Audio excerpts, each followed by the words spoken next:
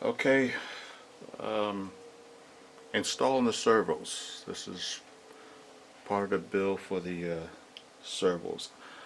I have all the servos installed on the main wings, the aileron and flap servo. In my presentation video where I was showing the components that's going to go into the plane, I mentioned it having 25-gram servos, thinking that the plane would take 25-gram servos all the way around. Well, it doesn't.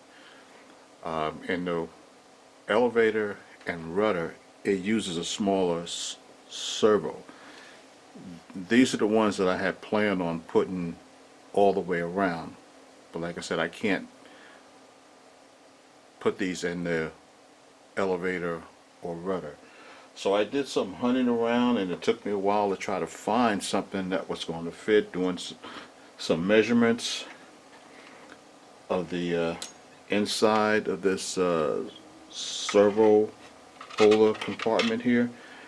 I did some hunting around and asked some questions to find out what servos would fit in there. Finally, I found something that would fit, and the specs were good. So I found these Servo servos, and they're 13 grams, I believe, 12, 13 grams. Okay, and the right dimensions. So these are SV1250 servos. Now, I ran into a little bit of a snag trying to put this servo in. This is just the first elevator. It's a real snug fitting inside here, and I couldn't get the servo lead to pass through. There's a little notch here. I actually had grind some of this out of here, and I still couldn't get it to pass because of the rubber bushing that was on the servo. So I didn't want to trim any more off of here. I'm trying to figure, okay, how am I going to get this servo to drop in place. So what I ended up doing, part of this rubber bushing, and most of the servos have this rubber bushing sticking out of it. I opened the servo up open, so thinking that maybe I could slip it off and pull it out. Well, however they have the components mounted in here, you can't pull it. You can't pull the board out. Nothing. I don't know how it's sealed in here, but you can't lift it out. Like some servos, you can lift it out if you want to reverse the servo manually inside, switching the wires around. Well, you can't pull that out of here. So what I end up doing, carefully using an X-Acto knife, and I trimmed all that rubber off of here.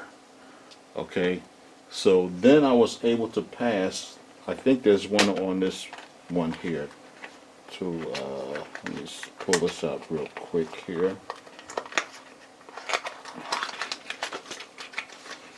Right, this servo has one also. I think they all have it. If you can see this here rubber bushing here, that's what I'm assuming that's what it's called, a bushing. This part here, well, this was preventing the servo from passing through. So once I did that, I was still struggling trying to get this servo in place.